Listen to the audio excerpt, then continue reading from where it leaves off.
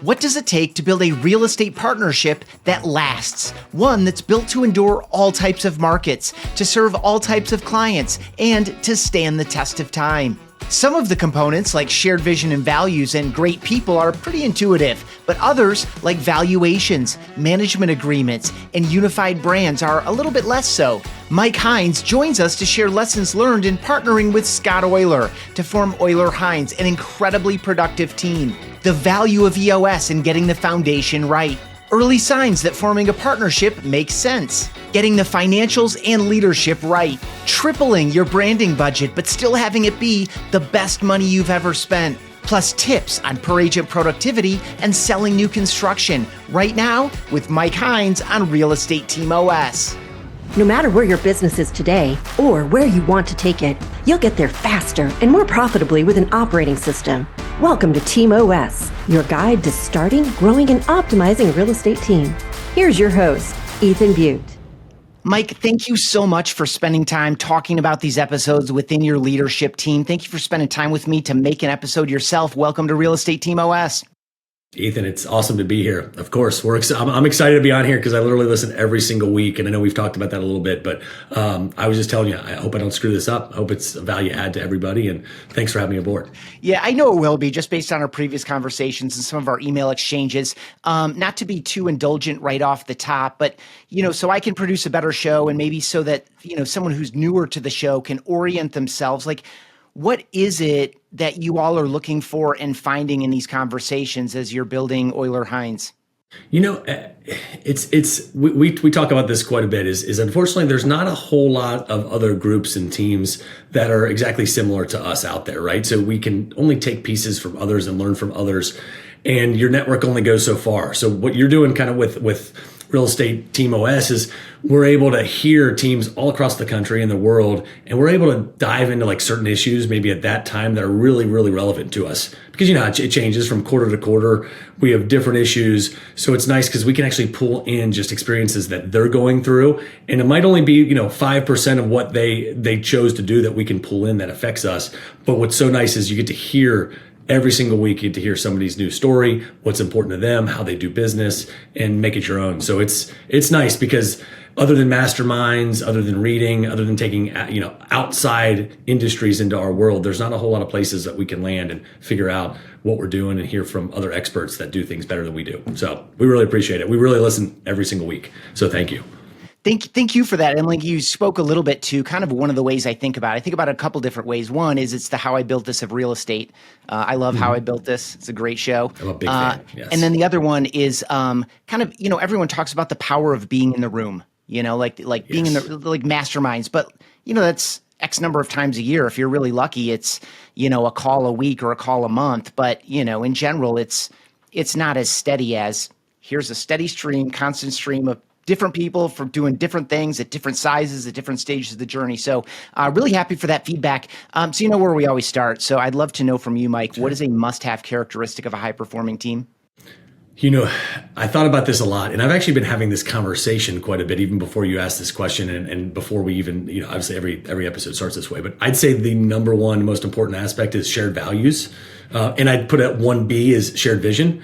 But I say values because if everybody on your leadership team and on your team's not aligned with how they want to cater to their clientele and how they want to handle their business as far as a value sake, then I don't know if it would be, everybody wouldn't be rowing in the same direction. So I think when we make decisions, we're all fairly aligned because we know what our values are. And then, of course, we also know our North Star, so we know where we're headed. So when you have values and vision align, I think it really helps you get where you're going faster. And it's not easy, by the way. It takes a long time to maybe get there. But I really like the idea of shared values. I think it's really, truly important, not just in business, but also personally throughout so many aspects of my life and other people's lives out there. Love it. Totally agree. I think shared belief as just a layer is kind of the connective tissue of a healthy organization. Give me a couple more words on your North Star and your vision. Like, what is it and how did you arrive at it? If I was being completely honest, it took a while for us to get there. And I know we're going to dive in a little bit more to kind of like our trajectory as a company, how we got to create our team, because it's been an evolution over time. But when it comes to getting to our shared vision and where our North Star is, it took a lot of time. It took a lot of retreats, a lot of sitting down.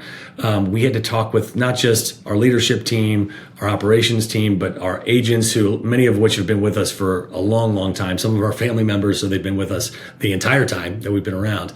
So it took quite a while to get there. And, we switched to becoming an EOS team a little over a year ago, and that helped us really affirm exactly where we were headed, to understand exactly what was important to us and put down on paper what had always been swirling around our head. So when I say that is we still don't have it perfectly crystal clear, if I'm being completely honest. However, it's 90% buttoned up. And I think over the past year and a half, we've really not only created exactly what our North Star is, but we've also communicated that to the team to make sure they understand. Because we were hearing it like, hey, what are we becoming? Who are we? That sort of thing. And as you grow, if you don't know that, it can really stumble a little bit, or you can stumble quite a bit. And as leaders, Scott Oyler, my business partner, and I, along with our leadership team, we were struggling with trying to understand exactly where we are. But I think now more than ever, we know that. We can dive into that. But it took a while. It took a lot of conversations, a lot of heart-to-hearts, and also a lot of realizing that we didn't need to be everybody else. We could be whoever we wanted to be. And that's where the shared values came into effect. And knowing exactly who we wanted to be and how we wanted to show up to our agents, our staff members, our families, the people closest to us. And that's where we are. That's great. And the call to EOS is a thing. It provides that framework that allows you to have some structure to this. So you're not just wandering toward, imagined solutions. It provides that framework. If anyone's looking for it, we did do an EOS episode with a gentleman who was at one time a licensed real estate agent, runs a property management business, and is an EOS implementer. So we do a dive in the show. It also came up quite a bit in the Inside Whistle Realty group series. Yes. So EOS comes up from time to time. Glad it's been useful to you all. I would love for you. I'm going to jump over your real estate journey because I think it's going to be part of some of the ground that we cover anyway. So I would love for you now to characterize Oyler Hines however you'd like. What is the organization today? Sure. So Oyler Hines is our team name. So we are with Coldwell Banker. We've been with Coldwell Banker. When I say we, Scott Oyler is my business partner and myself. But it's funny because we have agents that have been with us forever, so there is much included in this group, of course. So our trajectory is kind of interesting how it all came to be. When I got in this business, I got licensed in 2007. Then for a few years, I was working for my dad's development company. And over the years, unfortunately, 2007 to 2010 were not ideal years to work in development. So I got a crash course on how badly the economy can affect a business and how much you have little control over quite a few aspects of your life. That's the crash in crash course. That's exactly it. Couldn't be more literal on that point. But it was the best experience and the best way to get into this business that I've ever had. I graduated college in 2006 from Miami University. After the economy crashed, I went back and got my MBA because I'm like, what the hell am I going to do? Am I going to continue in real estate? Where are we going to go? I was having a lot of conversations with my dad and family members trying to figure out where to go. But so in 2010, we actually launched our team. It was not called Oyler Hines then. It was actually called Build Cincinnati, quickly becoming Build Collective. And when I'm throwing that in there because when you look at my business before I merged with Scott Oyler and his team, it was predominantly new construction. Everything I did was development-based, infill teardown-based, selling communities, new homes, working with builders and developers around town. And that was our focus coming out of the downturn. We just said, okay, where do we think the market's going to come back first? And we thought it's going to come back in the most sought after infill areas where people want to live there no matter what. They are still fighting to try to live in those great areas. And if we can find the best land positions, then everybody will come to us with those land positions. So that's essentially how we created our business. And then fast forward over 10 years, we were really, really fortunate and lucky to grow. We had great builder partners, incredible staff. When I still to this day, people that are with me, incredible family members. My dad actually ended up helping start the company when we first got started. His name's Bill.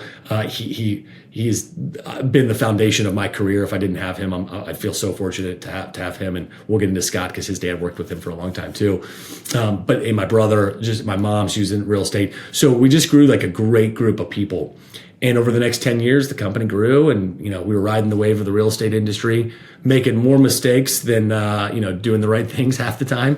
But we got to the point where we got to about 2020 And Scott Oyler, who was at the time the number one team in Cincinnati, Scott, Heather, Laura Wogan, Bryce Allen, a great group of people. They had been just crushing it in real estate, and he was always a friend. We would trade ideas, share thoughts. When you're running a company, it can be a little bit lonely when you're by yourself. I was always fortunate to have my brother and my dad that I could lean on, but I always wanted a little bit more, and I always wanted to kept pushing and pushing and pushing. So Scott and I came together mainly because of the shared values of sharing and just being good to one another, good to people. And we just started talking about, hey, what does your future look like? What does my future look like? And what's interesting is we had no plans to merge, zero. We're just talking. And then one day I remember Heather and Becky were sitting in a little meeting with everybody together talking about where we're going. And we just decided, why are we screwing off? Let's just bring our companies together. I'll do new construction. Scott does resale. Our teams are working, right there with us. And literally when I say they're the best in the business, everybody on our team has a different strength. And we just decided to merge. And that's where Oyler Hines came together. And we're still with Coldwell Banker to this day. They've been our leadership team here in Cincinnati at Coldwell's incredible. And yeah, we've been reaching quite a bit of success. I always like to say, we were pretty damn successful on the new construction side. Scott was a little more successful on the resale side, so I just latched to his bandwagon and we just took off from there. And we never looked back. So I'm really fortunate to have good people, good partners. Love it. Okay, so we're going to spend some time in partnerships in kind of against the kind of pervasive take of partnerships don't work. We're going to talk a little bit about naming and branding. And then you all are, I think, top 3 in the state of Ohio, but you don't really have that many agents. So if we have time, I'd love to maybe touch on per agent productivity and certainly touch on new construction. But let's stay in this partnership zone a little bit with kind of like the why and how. Obviously you share values, but that's cool. We share values with all kinds of people in our lives. You respect what they're doing. They respect what you're doing. That's cool. But, we have mutual respect for a lot of people in our lives. What was the motivation behind it? I think, there's certainly efficiencies of kind of bringing some of the back end together maybe and really building off of a newer, bigger, more thoughtful foundation or something. But go a little bit into why. What was the motivation behind going from you're awesome, your business is awesome, we really like you, we like learning and talking with each other, we mastermind together, to we're actually formally in a business partnership? Because there's a line there, and I think some people maybe look at it, but they never jump over it. No, absolutely. And where I'll start there is sometimes these partnerships are just kind of, you wing them, right? You just you wing it, you just figure it out as you go. If anybody knows me, I don't wing a lot of things. I like to think about yes. Yeah, I'm not that. Yeah, it's I can make decisions quickly, but I also like big decisions like this. I like to take my time and understand it.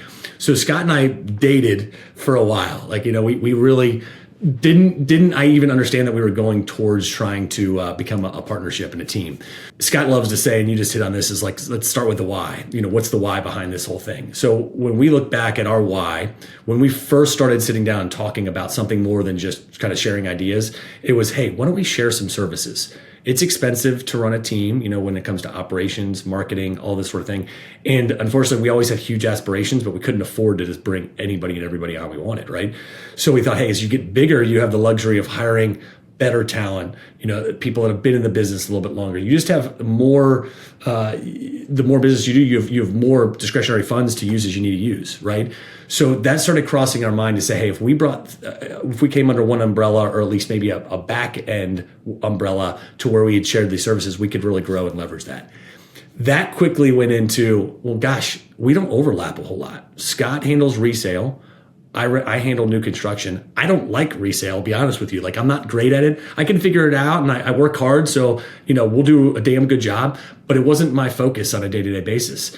It was his focus also wasn't new construction. So we were finding that he could tee up opportunities to me, and I could tee up opportunities to him quite often. And that was really the essence of what the partnership started to become. It said, hey, you know what? We can now have these two departments, silos, whatever you want to call it, in our business. So the why was, hey, you know what? We can now offer so much more to our clients. We don't have to say, hey, we can't do that. Kind of go down that path even further, when you look at our team members, and the reason I bring up our team members and you say, hey, you talked about per agent productivity, every one of our agents has a specialty that's different than the others. And just like Scott and I, the same goes. If you look at Bob, my little brother, I say he's my brother. I'm not going to say little. He's 18 months younger than me, so he's my brother. He'll always be your little brother. Yeah, sorry, Bob. If you look at him, he is one of the best that there is to sell new construction. He knows what it is, and he's also one of the best at getting offers accepted. He just knows what to do. That's his strong suit.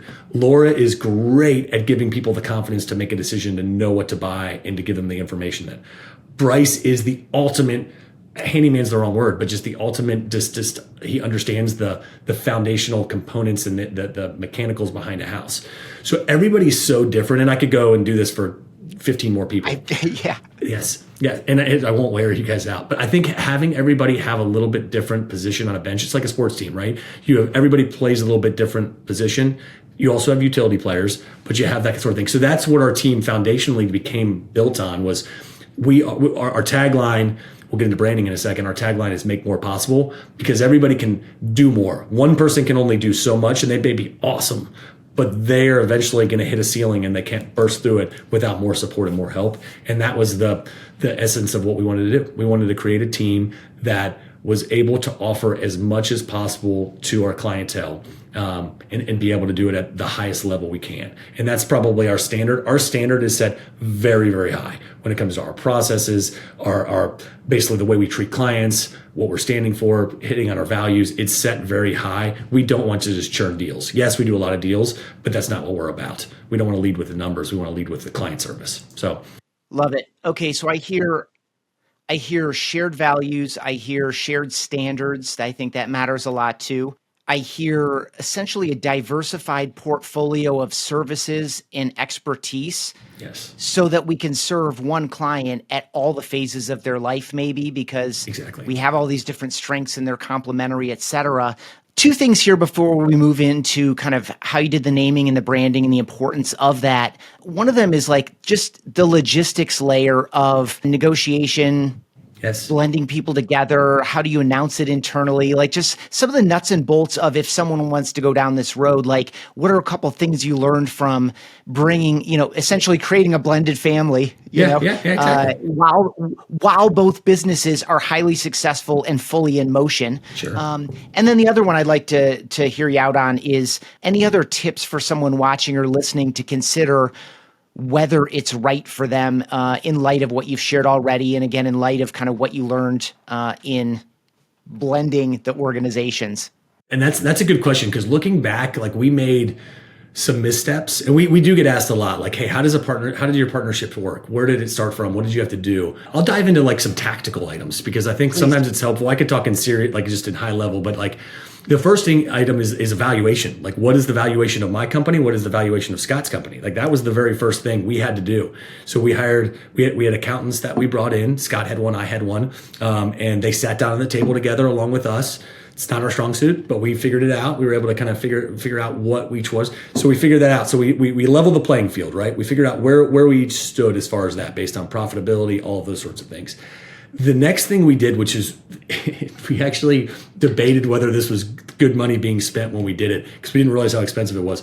We actually did like these personality tests to try to understand, not just a disc. We did like a full scale understanding of who we were, what are our missteps going to be, where are we going to have issues down the road. It was awesome, because now I know exactly how Scott operates. He knows how I operate, and it was really helpful. We got a report back to understand exactly how that was, and that was through our CPA firm that helped us run those. Our CPA, Mark Reeder's still around to this day. He's been super helpful, giving us guidance and advice. Really and I can smart give you that value sort of add for like an evaluation and accounting. Like it's so smart for them to do that, because they're doing business partnerships all the time. Yeah. And let's be honest, the financials are important, but they're this much. Our personalities and egos get way more into this stuff than it is the financials. Money will drive that. Obviously, you're crazy, and it'll be a huge component. But really, it's us and our egos and not knowing how to communicate with each other is the issue. The best thing that we got from them was the turd on the table. I don't know if you've ever heard this before. No. And we actually, so when there's an issue, we have a literal fake turd that sits on our desks. And when something is around and we have an issue, we pull that there's a turd on the table, we throw it out there. It means it's a hard subject to talk about. So what's the item that we need to talk about? And Scott always says it figuratively because the turd's naturally somewhere else and we can't find it. But we'll throw that out and be like, all right, we have something tough to talk about. And the beauty is like, I trust him implicitly. I would like to say he trusts me. You have to ask him that on that kind of front, but we trust each other. So even when there's a hard subject, we don't let money, we don't let our egos get in the way. We just try to talk it through. We may disagree on something, but we still work our way through it with that mutual admiration for each other, which is really nice. So that's an item. So I just would say, hey, those tough conversations, know early on if you're going into a business relationship how it's going to work. And the next portion of it I'll say is the structure. The structure of how the financials work is really important. You can do this 1,000 different ways. You could take all of the commission and put it all into, like as far as all your revenue into one pot, figure out if people get salaries, do they get paid on their own deals? There is so many ways to skin that cat. And I'll be a resource to anybody that ever needs it on we're pretty much an open book. I mean, without sharing the exact numbers and stuff like that, be happy to help. My only advice would be think about what's most fair based on who's bringing what to the table. So understand what the partners and the team members are doing. Like, this is my perspective. Again, there are much smarter people than I, but like Scott and I knew we wanted to stay in production. We weren't ready to get out. We also knew there was a component of management on our divisions that we had to run, but then operationally, who's doing what, where on that kind of front. So where are the positions that we're each going to hold and divide up responsibilities and compensate based on that. Because if one person's running more of the operation and one person's running more of the sales, then that maybe look at like a different compensation package. So you might have salary and commission on something like that based on the team. So again, the way we set it up is not right for everybody. In fact, I'd say it's probably not right for most people because we're both in production, but it's worked pretty dang well for us. And then I'll go into the next one and then I'll shut up for a second is a management agreement is really important just to make sure you guys understand what happens if one person kicks the can. It's a stressful business. Like what happens if you guys have a disagreement and you need to dismantle it? Like what happens there? Just like you have with your ICs, your independent contractors, you want to make sure you have that sort of thing. Quick question on the structure of it. You mentioned like all those pieces. So as you were evaluating all the different ways it could be done, was that also in partnership with the CPA firm? Or were you just like, okay, let's spend an afternoon laying out all the different ways this could go and then figure out, like, do you throw all the puzzle pieces out on the table and put it together? Did someone else facilitate that? Like, how did that process go for people? Because again, like, I can see exactly what you're saying, but like, how would you advise someone to go forward knowing that there are all these different ways you could do it? Yeah, that's a great question because the way we did it, which I don't know if it was right, is we kind of had a few different components, right? We had obviously Scott and I that were trying to figure things out, along with Becky and Heather, who are on operations and sales management. Well, they both do. They help us run everything in the company, so I can't give them just a title.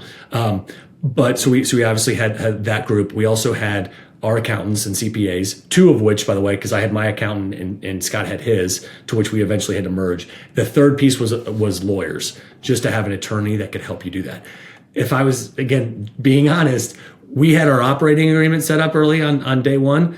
Our management agreement took a long time. You get busy and like deals will always, they will always win over a management agreement or the other day-to-day stuff. It took us like 1.5 to 2 years to get it together. So we were under a handshake agreement for a little while, and we always laughed because it just sat on our desks, and we would be like, all right, we should probably pick this back up a little while. So if maybe you're easing into a partnership, maybe get that hammered out quickly. Take a day or a couple days, just have a few different meetings and make sure your lawyer's pushing you or whoever's pushing you. So we did get it all buttoned up, and it's all good, but it took us a little while. Love it. So in this scenario, I can see a situation where the whole organization moves forward with one of the pre-existing brands, or it moves forward with the other pre-existing brand. And of course, the other opportunity, which I think you both took, was let's create a new name, new branding, new position overall. How did that come together? Yeah, so Scott and I, one of the reasons we are so compatible is we love marketing. We had always been, early on into the video world, we loved tinkering with new tools, which is a pro and a con. You guys know how that goes. We love marketing. So I think when it came to creating a brand, we didn't want to just create a logo. We wanted to do something right. And we struggled with the name for the better part of a year. Because keep in mind, this was like a process of like a year and a half of us courting and dating before we actually jumped into saying, hey, let's do this. So by the time we actually were ready to go, we had looked at a couple local branding firms and we had looked at a few larger ones. We ended up landing on, I'm going to give props because I love these guys, 1,000 watt. They were phenomenal. And we got sticker shock when we saw what the cost was. I'm not going to lie. Like it was triple what we would have spent locally on this front. Best money we ever spent. They crushed it. They gave us great ideas. They helped us with naming, with positioning, storytelling. It took a while for us to it was more us than them to try to think through, again, coming up with that shared vision. Who do we want to be? How can we create a positioning statement and a brand that's going to align with both new construction and the resale side of the business? And we kind of almost took like more of a brokerage mentality of it. Like we wanted to create a brand that could be a brokerage. We have no interest in being a brokerage. We love Coldwell Banker. That's not our intention, but we wanted it to be its own element and its own or entity to do that. So we built that with 1,000 watt. It took a number of months, and I'd love to say we could take credit for it. We didn't want to be called Oyler Hines, to be frank. We had other names that were not as good. I'd say maybe we're better if you actually look back at them. That had nothing to do with us, but we just couldn't land on one. It was too hard and it was too broad. So we ended up there. Now everything is we're our marketing team. Becky runs our marketing. We have Emily and Caroline, and Heather's a big part of it. Our marketing team's awesome, and they keep everything so consistent. It's just really sharp. I feel like they've done a great job. We can't take as much credit for it because they've done it. So branding, I'd say the business setup, partnership side is really important. I think actually the brand you create is as important, if not more important, because that's what the consumer sees and that's what they care about. If one of my clients listened to this episode and heard me talking about this other crap, they'd have no interest. But our brand, we want to have that hold a place in their heart. Yeah. Okay. A few things here. First, because so much family is involved, I kind of love that it carries on the family name. I think there's something really, maybe I'm being too sentimental about it, but I actually think that's pretty cool. That's a second 1,000 watt shout out on the show. Of course, Jill Biggs, who's also brokered by Coldwell Banker. I know you know her. I brought that into the conversation because I loved her branding so much. And then she revealed that that's how she got it done. I just wanted to know about her branding because I thought it was so cool. I would love for you to spend one more minute for someone who heard best money I ever spent, but also triple what all the other things were. I think, sometimes people will spend triple on something, but when we go down that road, we're usually in my question about frivolous purchases and cheapskate habits, and they're talking about buying, a multi-$1,000 handbag or a, six-figure car when a $40,000 car is functionally perfectly equivalent. Of course. Yeah. Talk about that a little bit, especially because it's so hard to assign value to brand, the impact. You mentioned, if a client was listening, like client perception of the brand, client interaction with it. The benefit is intuitive. I think the benefit sometimes comes out in the way that they talk to you. But in general, I think we could say that spend on brand produces kind of an unquantifiable positive impact. So I would love for you just to double down on that for a minute for anyone that's like, really? Triple the price? A brand's not built in a day, right? Like a brand's not just a logo and a statement and then you're like off to the races. A brand's built with storytelling and living up to the expectation. I was having a great conversation the other day of like, we can say a lot of things, but if you don't have the action behind it, then it doesn't matter, right? How many times are people talking about things, but their actions don't match what they just said? And that's the thing. I feel like your brand's the same goes. It's like you can be ultra luxury in a brand, but then your social media doesn't match being ultra luxury. And next thing you know, it's broken and dismantled. I feel the same when it comes to brand. So like the way I look at the components of the brand that 1,000 watt put together is, first off, they helped us with naming, which was, that was worth its weight right there, just trying to figure out how it is. The logo and how it just held a spot in our signage, our business cards with Coldwell Banker logo, because we have equal prominence. That's a big thing. That's really hard. Like creating a brand for real estate is a pain in the ass. Like I'm just going to be completely honest. It sucks. A lot of them just have the brokerage just tacked on. It's like our thing. Yeah. What's this other thing? Half of them don't follow rules. Yeah. It's just like where's it living next to all this other stuff? So like we just wanted consistency. When we want our customers talking about our brand, we want to be very approachable. We don't want to be too stuffy. We want to make sure it's clean, concise, and clear. That's really important. And we also want to be humble. So like when it comes to that sort of thing, so we wanted the brand to be really good looking and have that component to it, but it also needed to be playful enough to where if you're selling a $150,000 house, you're comfortable with us. If you're selling a $2.5 million house, we might have a little offshoot of that brand. Like let's just say we have a $5 million listing that we just sold. We have a $5 million house. We want to make sure that brand, maybe it's a little bit different colors, a little play on it, but it matches that listing, but also our company. That's a challenge because you can't be everything to everybody. And it's probably the hardest thing we've come to kind of realize when we're marketing and trying to get out there. So hopefully I'm answering your question properly. But for us, there was so many components that needed to be catered to and needed to be considered that if we hired somebody that didn't understand real estate, and I mean truly understand real estate, and that's where Brian is and Jessica and everybody, Mark, they are incredible because not only do they understand real estate, they're forward thinkers. They're thinking 10 years down the road. And that's what we loved because they were throwing ideas and thoughts and asking questions that no branding company I've ever been around would have thought to ask. And it's because of what they know. I'm going to give a shout out real quick. Sign up for their newsletters that come out on a weekly basis. They're phenomenal. I read the first segment of it every single time because of how much thought the term thought leader, I would consider them that they just are giving thought to what's happening in the industry. Has nothing to do with branding, just has to do with our industry. And I love that was a component of what we did. Really good call out. I'm going to find that sign up form and drop a link right down below to 1000 Watts Weekly email. Good call out there. And I'll just also make like a really simple parallel to what you were talking about a $150,000 home versus a $5 million home. You want to be able to service all those people, but you're not the same thing. There's a reason that Honda, I think it was Honda, spun out Acura. There's a reason Toyota spun out Lexus. There's a reason why Kia spun out Optima. In that case, it's a completely separate brand. But you can't do, you're not going to do that. So it needs to be dynamic and flexible just to speak to those different audiences. And frankly, there is some transparency there too. Everyone knows that. I think most people understand that a Lexus is just really a better finished, nicer Toyota. I think most people know that. Yeah, they're transparent with that, right? Yeah. And can I say real quick, Ethan, as well as on let's just talk about your podcast right here. Is like we know that Team OS is catered to a certain audience, and there's only so much of us out there. But that's why you know exactly who you are, and you know exactly what we want, or at least you're always trying to find what can be helpful and relevant to us.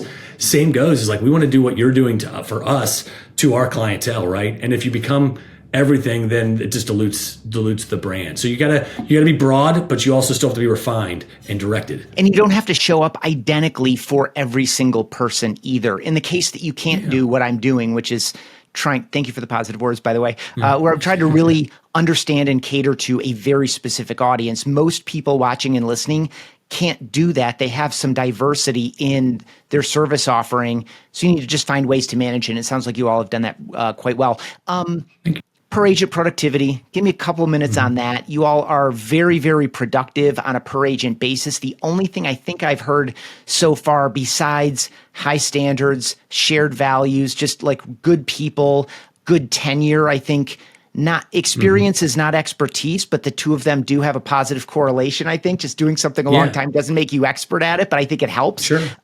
So I hear those things. I also heard focus and specialty, again, kind of where we just were. Any other components to help someone improve per agent productivity besides some of those pieces that you've laid out already in this conversation? I think all of those are totally relevant. We're really fortunate. I can't speak to how fortunate we are with the people we have. I sit next to my dad every single day. We have a little office. It's tiny. I mean, like literally he'd be right here, like next to me. And I say I'm using him as an example. Is like I learned everything on the development side from him. I still learn from him every single day. He's in his early 70s. What he is to that world, and he's so well respected in the development business here in Cincinnati, is the way our agents are perceived outside. In my perspective, and I know if other agents were asked about them, they would say this, but to outside agents and to clients.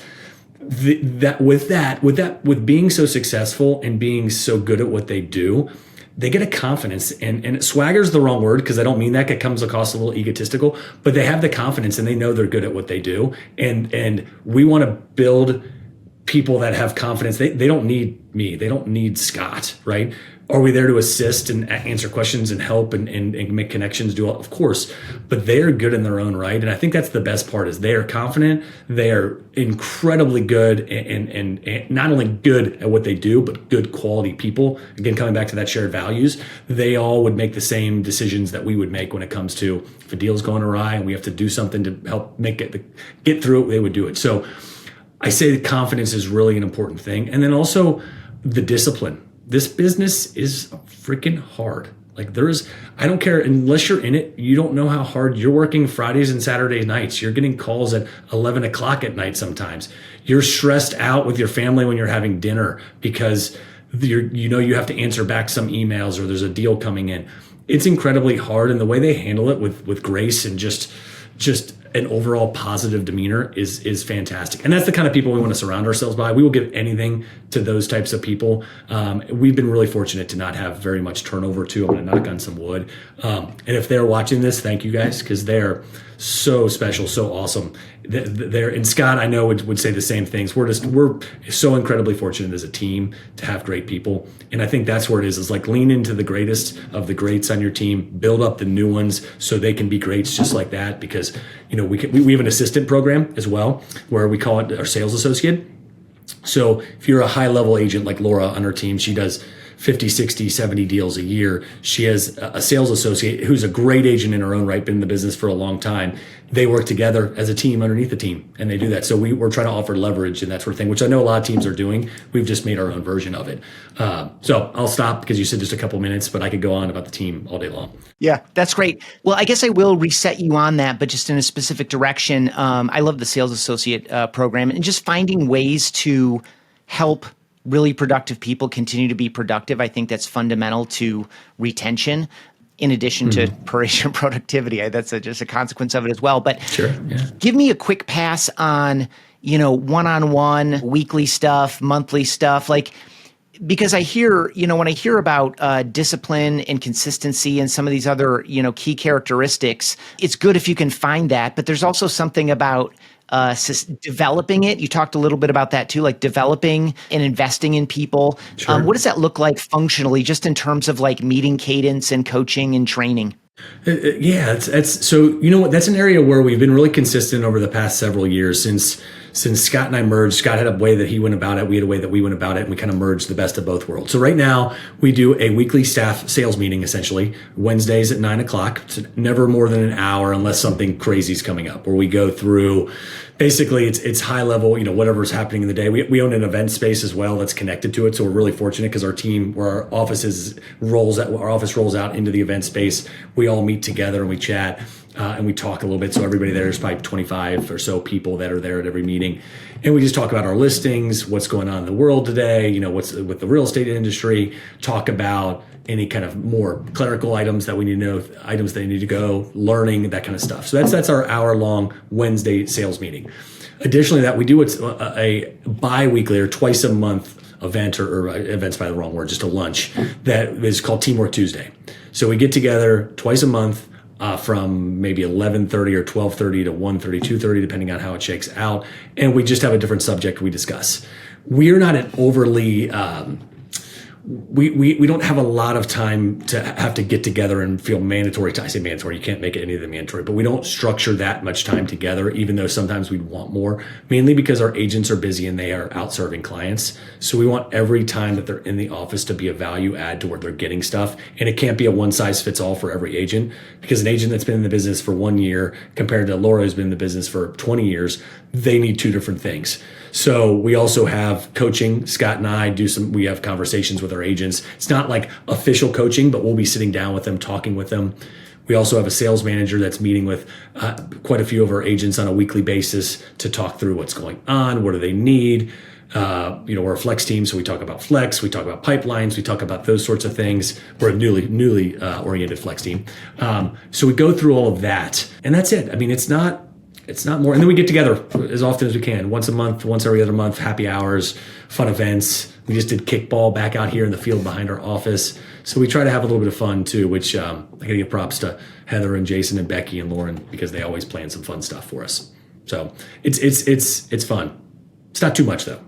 Yeah, that's great. And gosh, kickball. I don't know that there's any activity that literally everyone on the team could participate in that takes us back to such a playful childhood nature as kickball. Yes. There's just something about it that's like really It was great. Childlike and playful. We obviously don't have a ton of time left together here, but I do want to hear you as a new construction expert, and I hope you will wear that cap or that crown or that T-shirt of new construction expert. Happily. What do most agents or teams misunderstand about being a great person on the new construction side? And is it something that can be a small part of someone's business, or does it really require a good amount of commitment? I mean, I could see it going any of a variety of ways. So I would love your take or recommendation. Sure. I like to say like being opportunistic is probably the best way to get into new construction. If you see the opportunity and it feels like the right opportunity for you to be involved there, then do it. So if you're in an area, I'm sitting here in the city of Montgomery, which is like a small little suburb inside Cincinnati. And there's teardowns everywhere. We situated ourselves here because we saw the opportunity for teardowns, and we said, that's what we want to do. And we're going to go after it. We're going to find land positions. We're going to bring our builders in. So that's one area where I'd say, hey, if you enjoy new construction, like Patrick, who just joined our team a few months ago, he knew he just wanted to do new construction. That was his goal. And we're going to figure out, we have how he's going to get into the business and how he's going to find new builders and land positions to rep, right? At the same time, I'm going to steal like a little quote, just a little thought from Kevin Oakley. I don't know if you guys ever listened to Kevin Oakley at all. He's great. He's a new construction. He has a podcast. He has all kinds of cool stuff out there. But he had mentioned in one of his podcasts, I wonder if he even remember this, but like becoming operational to a builder or developer, you're not just their salesperson. You're not just the real estate agent. And that's kind of what we became and we want to be continually is we want to be a division of their company. We don't need to be just, hey, Mike is my agent, reach out to him. We want to be a member of their company. Like when they talk about me or one of our sales agents, we're literally just an extension of them. And I think that's it. It's like, so you kind of got to think of it. Do you want to just do a listing here or there? Or do you want to be an extension of another entity to become more than just a salesperson? Because that's how you become a little bit less expendable to a builder. So a lot of builders will do their marketing, will do their land acquisition, and will do their sales. The only thing we like to say, the only thing we definitely don't do is build the houses. I'd never want to build a house, meaning I don't want to be the physical person that's out there doing it. It's probably, I could figure it out. I know how to do it probably based on how many we've done. But I should not be that person. And that's the hardest business. We know real estate's hard. That's one of the other hardest businesses out there. So I'd say if you want to do it, just look at it as like, do you want to have a couple listings here and there and dabble with it? Or do you want to look at something a little bit more serious where you're actually truly developing a value add service that gets into them? And that's why I'd say don't get into it just to dabble. Like I don't, this is a personal preference. I don't love dabblers, people that'll do 1,000 different things partially. If you're going to do it well. Just bust your butt, learn everything there is to know about it. So that's his second invitation, and we're going to share shortly here how to reach out to Mike. But I will also link up Kevin Oakley down below. And when I do a new construction series or a new construction like special episode, like Jonathan Campbell talked a little bit about, I got a great story from Treasure Davis with some takeaways earlier this calendar year with her on new construction. I've got some new construction people. So if you're watching and listening to this and you want to hear more about new construction, either as a series or an episode, email me, ethan@followupboss.com. I need to know that people need and want it. Yes. And Mike, when I get those emails, I'll certainly be reaching back out to you. So this has been a gift. I really appreciate, again, being part of what you all are doing. I'm so glad that you're finding these conversations helpful. I appreciate you sharing some of your experience here. There's obviously a lot more to share. I tried to touch on a handful of subjects. We could have gone all in on one and had just as good a time. Obviously, you know that before I let you go, I've got 3 pairs of closing questions. The first one, what is your very favorite team to root for besides Oyler Hines? Or what is the best team you've ever been a member of besides Oyler Hines? Yeah, I'm a big Cincinnati Bengals fan, so I love the Bengals. Yeah, hooday all day long. Got to watch the games. Got to just enjoy all of that. So that's my favorite team to root for. I will say And I can't say, because I just had this conversation with Becky, our operations director, yesterday. The best team I've ever been a part of is the team we're on right now. I've talked about this with more people than I can count lately. This team is awesome, and I'd love to say we could get credit for assembling it, but that's not the case. It just organically has come together and been built, and I'm so damn lucky. I'll throw another one. My dad and I, and my brother as well. I mean, like that for a long time that we've been kind of growing and doing what we've been doing together. So that is, again, I can't tell you how grateful I am for that, because a lot of life is just being in the right place in the right times and being born to a great family. And that is part of this as well. We went through some tough times too, but seeing that has been great. So. Yeah, I appreciate that awareness and that gratitude. Frivolous purchase or cheapskate habit? Cheapskate habit. I've thought about this before. I eat the damn butts of the bread. Like, I don't know if anybody else, people throw it away. I do. Come on. Yeah, everybody throws it away. The butts of the bread are great. And then frivolous, this is where I'm weird. I love doing these like weird workout retreats, all these crazy, like I know Spring Bees does the 29:029, which is fun. I do these XPT things. They cost way too much damn money, but they are so much fun and they keep me sane. So that's where I'll spend more of my money than anything else. And my kids, Love it. That kind of bleeds into the final one, which is what it looks like for you to rest, relax, and recharge, or what it looks like for you to invest time in learning, growing, and developing. Sure. So I think everybody on my team would tell me I probably need to rest and relax a little bit more often than I do. I've been trying to get better at that lately. I just enjoy what I do. So like my safe haven is doing some kind of workout, whether it's just doing training for something, or like I'm training for High Rocks right now. I like doing hot yoga. I like just working out really hard. That makes it. Sometimes I'll leave like after this. I think I'm going to work out at like 2:00. Put my clothes back on all sweaty and then go to my next meeting and pretend like I was walking a lot.